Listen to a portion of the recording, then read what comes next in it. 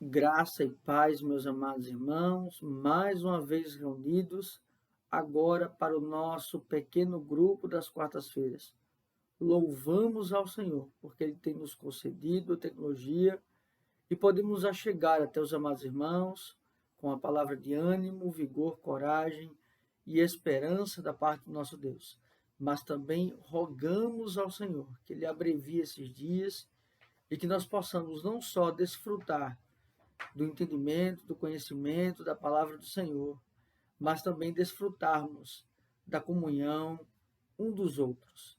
Meus amados irmãos, como os irmãos bem sabem, esse nosso estudo está sendo gravado, mas os irmãos podem estar interagindo conosco aqui no chat do YouTube, bem como também no nosso grupo do WhatsApp. E também não esqueçam de estar compartilhando pedidos e agradecimentos de oração em momentos tão difíceis. É importante que estejamos sempre nos lembrando um dos outros e levando ao Senhor pedidos e agradecimentos de oração dos nossos irmãos, na certeza de que o nosso Deus ouve nossas orações. Meus amados irmãos, como bem sabem, nós estamos intercalando estudos em nosso grupo nesse segundo semestre. Nós estamos intercalando entre o Saltério, estamos agora no segundo livro do Saltério, o último salmo que vimos foi o salmo de número 44.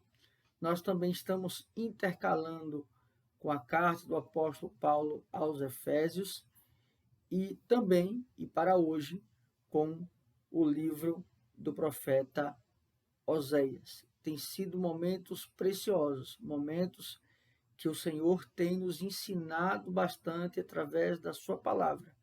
E o motivo pelo qual nós intercalamos é para que os amados irmãos estejam mais familiarizados com textos distintos, com formas distintas, de podermos então vislumbrar aquilo que o Senhor tem a nos ensinar e a nos moldar através da sua santa palavra. Meus amados irmãos, para hoje nós vamos estudar Oséias capítulo 2, dos versos 2 ao verso de número 26. Oséias, que é um profeta menor, não pelo grau de importância, mas pelo conteúdo, pelo tamanho do livro. Ele que fala ao Reino do Norte, fala a Israel, e tem como intuito principal falar acerca de um Deus que é santo, de um Deus que é justo, mas também de um Deus que é amoroso e que não se esquece do seu povo. Oséias, que também está relacionado à tratativa em relação à fidelidade de Deus, independentemente da infidelidade do povo. E vimos que este profeta, ele vai anunciar, não com palavras, mas sobretudo com um exemplo prático, ou seja, Oséias é um sermão prático, porque, sobretudo, ele vai contrair matrimônio com uma prostituta. Então, nós vimos isso no estudo passado. Vimos, então, que deste relacionamento saem filhos, e nós hoje vamos ver duas questões importantíssimas, duas divisões dessa perícope, dessa porção da palavra do Senhor, que está relacionado a um Deus que é santo, do capítulo 2, verso 2 ao 13, e um Deus que é santo, justo, mas também de um Deus que é amor. Mas antes de nós iniciarmos, vamos ter uma breve oração, pedindo a Deus, rogando a Deus por iluminação e entendimento da sua santa palavra. Oremos ao Senhor. Santo, eterno, bondoso e maravilhoso Deus. Graças te damos, Senhor, porque nós estamos diante da tua palavra. Fala, Senhor, aos nossos corações, ilumina, Senhor, as nossas mentes, para que saibamos qual seja a boa, perfeita e agradável vontade do Senhor. É assim que nós oramos. Em nome de Cristo, nós já agradecemos. Amém. Meus amados irmãos, uma das grandes dificuldades em um relacionamento é, com certeza, a conservação, a perpetuação do amor. Ou seja, este sentimento que nos motivou a, então, para aqueles que são casados, que motivou os irmãos a estarem e a escolherem a pessoa que hoje vocês convivem.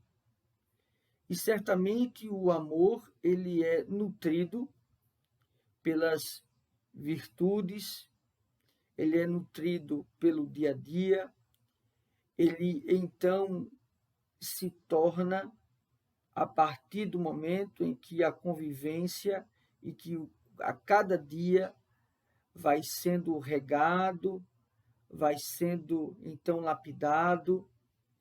Mas percebam que o que Oséias vai nos ensinar nesta perícope é o amor que nós então vamos encontrar no Novo Testamento, chamado do amor ágape, o amor incondicional.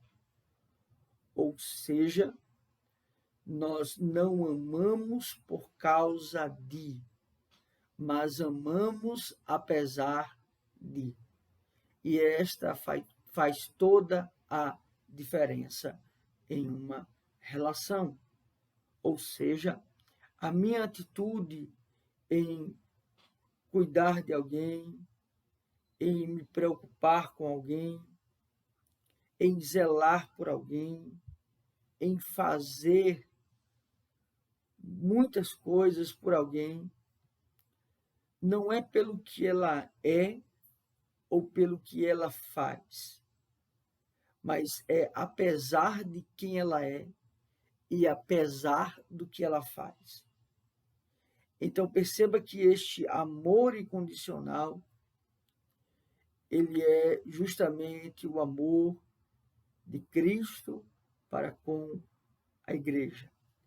E aqui nada mais é Oséias, então, relatando, já apontando para esta relação de um Deus que é santo, de um Deus que é justo, que tem um povo que é infiel, idólatra, ingrato, e mesmo assim o Senhor não deixa de cumprir as suas promessas e de amar esse povo, apesar deste próprio povo. Então, como nós bem já falamos, este estudo está dividido em duas partes. Primeiramente, a santidade de Deus, e é claro que essa santidade ela vai ser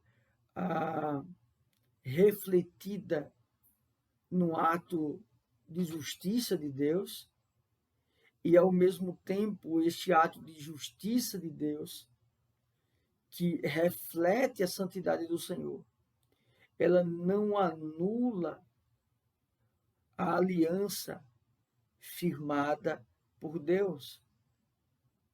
Muito pelo contrário, apesar de, Deus permanece fiel.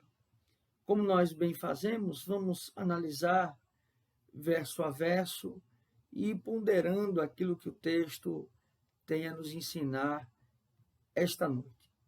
Versículo 2 do capítulo 2 de Oséias nos diz assim: repreendei a vossa mãe, repreendei-a, porque ela não é minha mulher, e eu não sou o seu marido, para que ela afaste as suas prostituições de sua presença e os seus adultérios de entre os seus seios. Ora, o que então o texto ele inicia? Primeiramente, este diálogo, esta sessão, ela tem a fala do profeta em relação à sua esposa, mas ao mesmo tempo também é a fala de Deus para com o seu povo. Ora, o que então a Bíblia ela está colocando aqui como prostituição? Veja, não é simplesmente o ato da infidelidade conjugal. Não é então você ter relações com o outro, mas é você trair o outro também em pensamentos. Mas mais do que isso, a prostituição aqui está relacionada à idolatria. Quando é que o povo de Deus se torna prostituto ou comete prostituição? Quando abraça outros deuses. E nós vamos ver então que esse povo comete prostituição confiando e depositando todas as conquistas, todas as glórias, tanto em homens, quanto também no deus Baal dos cananeus. Então, nós vamos observar que a prostituição também está relacionada à questão espiritual. Ora, qual é a prostituição do povo de Israel? É não adorar ao Deus verdadeiro, é não servir ao Senhor dos exércitos. Mais do que isso, é não prestar um culto a Deus e se entregar a prestar um culto pagão. Então, quando nós, como igreja, nós abraçamos formas de adoração que não são formas de adoração estabelecidas por Deus, que não visa adorar o Deus único e verdadeiro, nós estamos nos prostituindo, porque nós estamos traindo ao Senhor. Nós estamos contraindo relações, no caso espirituais, com outros deuses.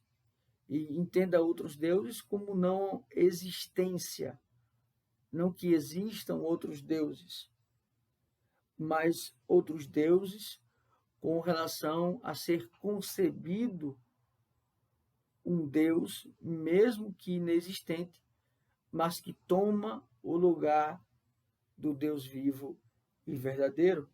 O Deus pode ser a própria pessoa, o Deus pode ser o trabalho, o Deus pode ser o dinheiro. Percebe? Então, esta prostituição está ligada, sobretudo, à questão espiritual. No verso 3, ele vai se nos dizer: para que eu não a deixe despida e a ponha como no dia em que nasceu, e a torne semelhante a um deserto, e a faça como terra seca, e a mate, e a sede. Percebe aqui que ele fala em relação a expor, então, esta mulher a uma situação do seu nascimento despila conforme ela é, e é logicamente que nós remontamos aqui a Gênesis. Ora, os homens antes do pecado original, Adão e Eva, eles não cobriam suas vergonhas, eles não eram vestidos, e após o pecado original, eles têm a necessidade de se cobrir. Ora, porque agora o pecado ele trouxe a concepção de que eu preciso então mascarar quem eu sou, eu preciso então esconder as minhas vergonhas ou os meus defeitos. E então, aqui, na verdade, esse ato de prostituição, esse ato de traição, ele vai expor, sobretudo, o homem natural, ou seja, a forma que este homem natural é, a forma que este homem natural age, a forma que este homem natural pensa. E aqui ele, então, ele traz algumas concepções de consequências e a torne semelhante a um deserto e a faça como terra seca e a mate e a sede. Percebe que aqui, então, ele fala no sentido de que, ora, o que então o pecado expõe? O que então esta natureza, este homem natural, ele expõe? Ela expõe que não há nenhuma virtude. Ou seja, ele trata em relação à terra seca, ou seja, sem produtividade, sem possibilidade de produzir, sem possibilidade de gerar frutos. Ele fala no segundo da mate, da sede, ou seja, ela não produz. Então percebe que o pecado nada mais escancara do que a nossa natureza, o homem natural em si mesmo, nada ele possui, em si mesmo, nada ele é, em si mesmo, nada ele conquista. Então, esta é a grande questão. No verso 4, ele vai dizer: e não me compadeça de seus filhos, porque são filhos de prostituições. Aqui, então, ele é justamente aquilo que Gênesis vai tratar em relação às descendências. E isso é muito importante porque a descendência, Gênesis vai dividir isso, né? Aqueles que são descendentes da mulher e aqueles que são descendentes da serpente. Ou seja, para aqueles que são descendentes da serpente não há esperança. Para aqueles que são descendentes da mulher, há então a esperança, esperar o Redentor, esperar o Salvador. Então, quando ele coloca esse sentido de prostituição, é o seguinte: olha, se não houver uma mudança, uma transformação, uma modificação, deixar justamente deixar esse estado pecaminoso, esse estado de traição para com Deus e ser convertido dos seus caminhos, este é o caminho desta geração, sem esperança. E nós temos, às vezes, dificuldades, principalmente porque o arminianismo nos traz algo errôneo. Por exemplo, nós, de fato, temos que pensar que precisamos ser convertidos, de que é necessário crer, mas também sabemos que isso não é um ato do homem natural. Então, não é errôneo nós pensarmos em uma rejeição do verdadeiro Deus, do verdadeiro Evangelho. Ora, por que o homem rejeita o verdadeiro Evangelho? Porque ele não foi regenerado. Porque a única opção do homem natural é realmente rejeitar. Então, aqui ele trabalha essa descendência, ou seja, não haverá esperança para esta geração que caminha como uma geração que é a geração da serpente. No verso 5, ele vai dizer: pois sua mãe se prostituiu, aquela que os concebeu.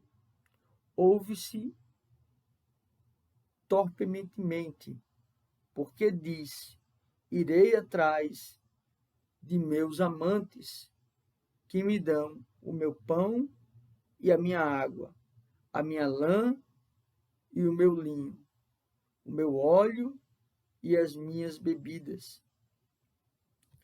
Percebe que aqui então ele coloca o motivo pelo qual desta prostituição, o interesse pelo qual então esta mulher ela vai para com os amantes, ou seja, para obter algo, para ter algo, para possuir algo, para ser suprida por algo. E nesse sentido, também aí é negar, sobretudo, o Deus da providência. É não crer que Deus provê as nossas necessidades, que Ele é suficiente para nós. Mas aqui, então, ele está se referindo a quando esse povo de Israel, abraça a Baal, e eles começam a, então, oferecer culto a Baal, e começam também a reconhecer que o que eles têm, o que eles possuem, veio de Baal.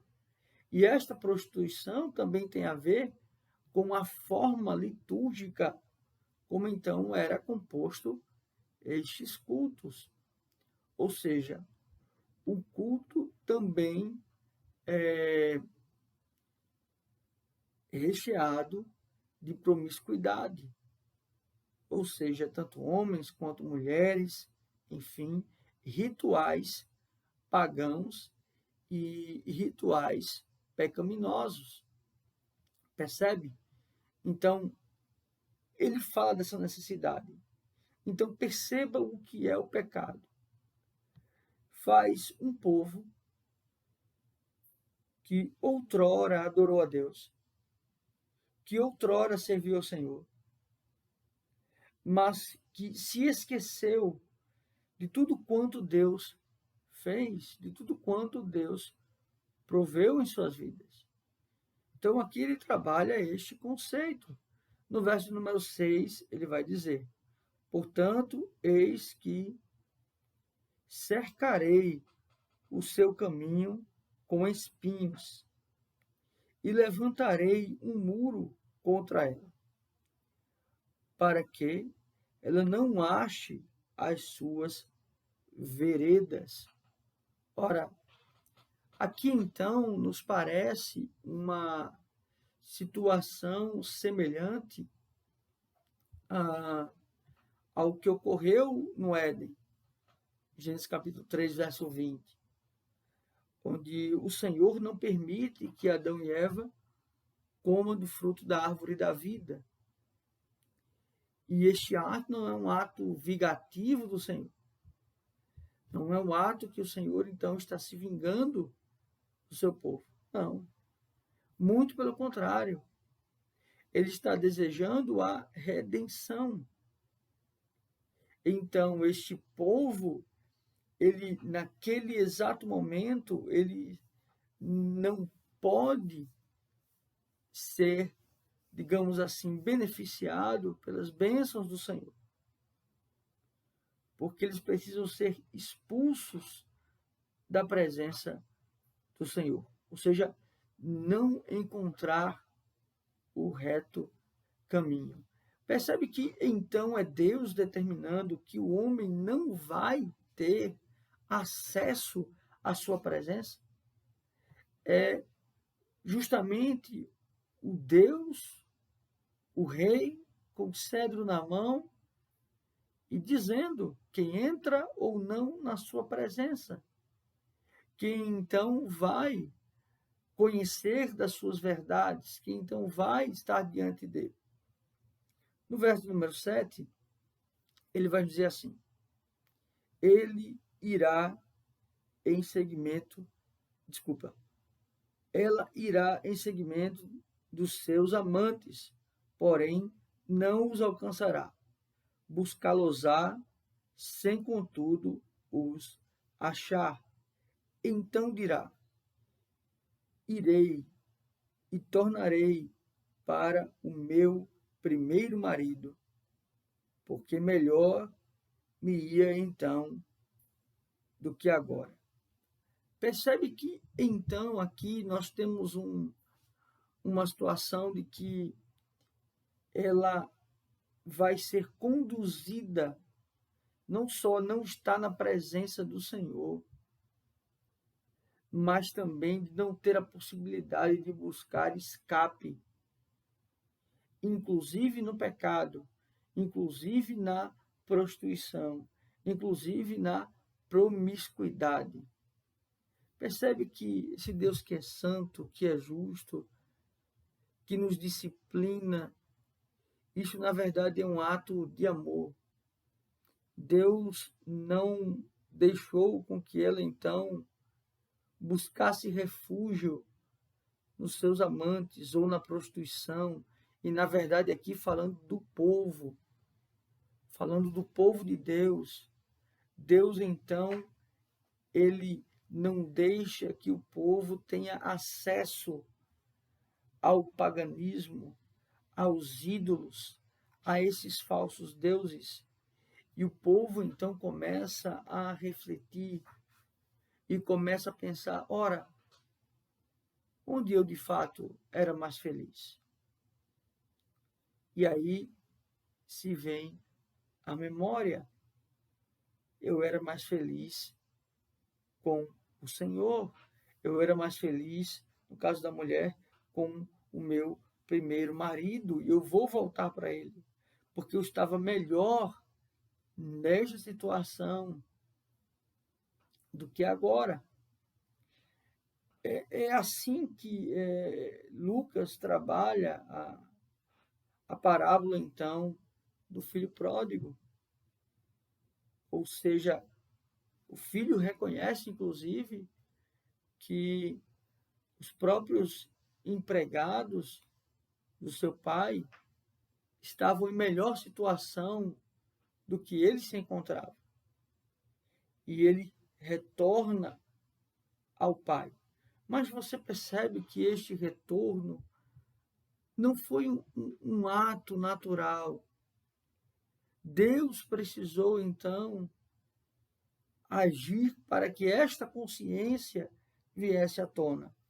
No verso 8, ele vai dizer: ela, pois, não soube que eu é que lhe dei o trigo e o vinho, e o óleo, e lhe multipliquei a prata e o ouro, que eles usaram para Baal.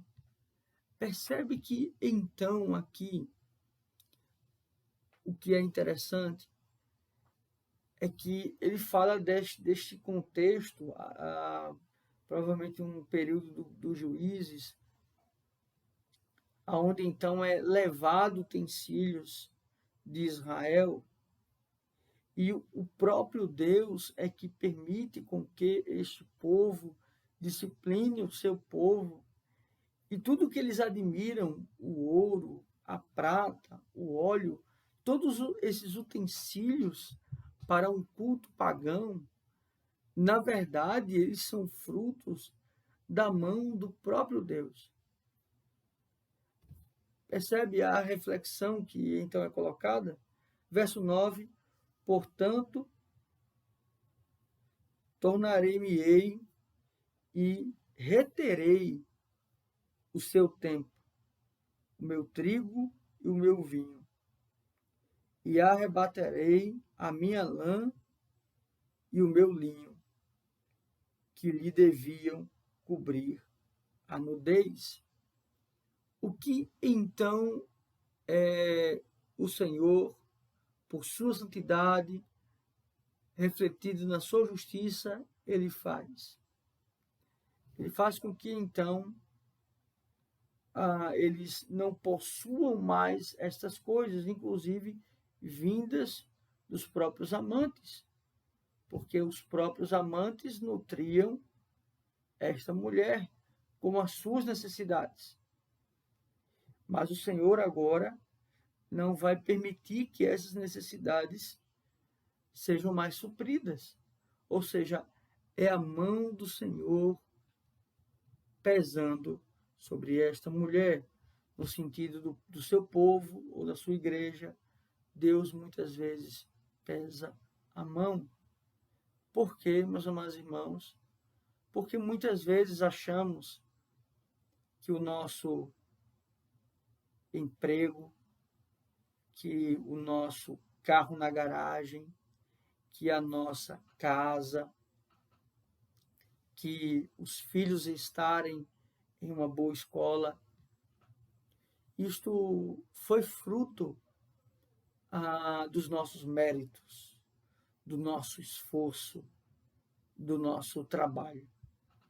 Uma das frases mais errôneas que encontramos, por exemplo,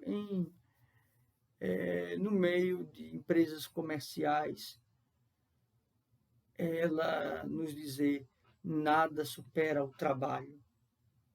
Ou seja, uma ideia de que é o seu esforço, é a sua vontade, e se esquece de Deus, dos méritos do Senhor. É o Senhor dando o ânimo, é o Senhor dando a perseverança, é o Senhor dando a força, a inteligência, a consciência. Tudo isso nós esquecemos. Nós então começamos a achar que tudo isso foi fruto de nossas conquistas. Verso 10 vai assim nos dizer: agora descobrirei as suas vergonhas aos olhos dos seus amantes, e ninguém a livrará da minha mão. Farei cessar todo o seu gozo e suas festas de lua nova, os seus sábados e todas as suas solenidades. Devastarei a sua vide e a sua figueira, de que ela diz: esta é a paga que me deram os meus amantes. Eu, pois, farei delas um bosque, e as bestas feras do campo as devorarão. Percebe que aqui, então, ele está trazendo a concepção de que haverá devastação sobre este povo. Esta mulher, ela então será devastada. Ela não terá as suas necessidades. Na verdade, o que o texto traz é que o pecado, e Deus, ele então pune o homem, ele castiga o homem, ele disciplina o homem. O Senhor, ele rompe, ele quebra todos os nossos pseudo-alicerces. Primeiramente, o alicerce que é quebrado aqui, justamente é esta relação, ou esta confiança em homens ou em deuses, ou em si mesmo.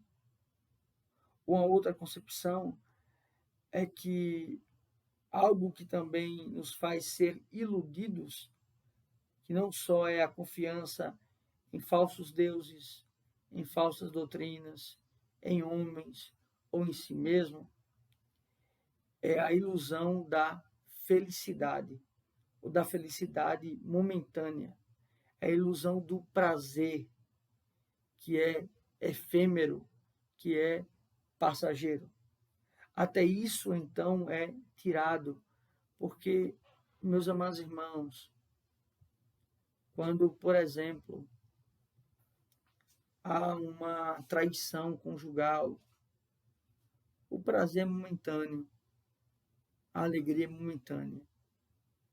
São minutos de prazer, mas as consequências, elas são terríveis para a pessoa, para a família, enfim, e até mesmo este prazer, este outro alicerce, esta outra felicidade lhes é tirada. E uma outra questão aqui é justamente o orgulho.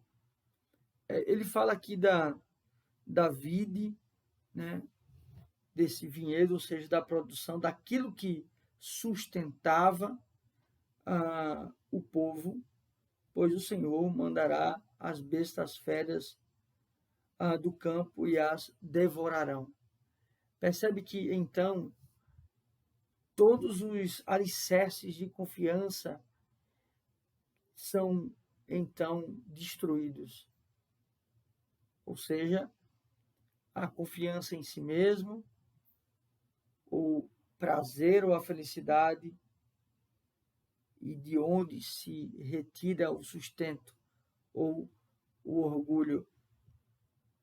E o texto ainda nos diz: castigá-la-ei pelos dias dos Balaíns, nos quais lhes queimou incenso e se adornou com as suas arrecadadas e com as suas joias, e andou atrás de seus amantes, mas de mim se esqueceu, diz o Senhor.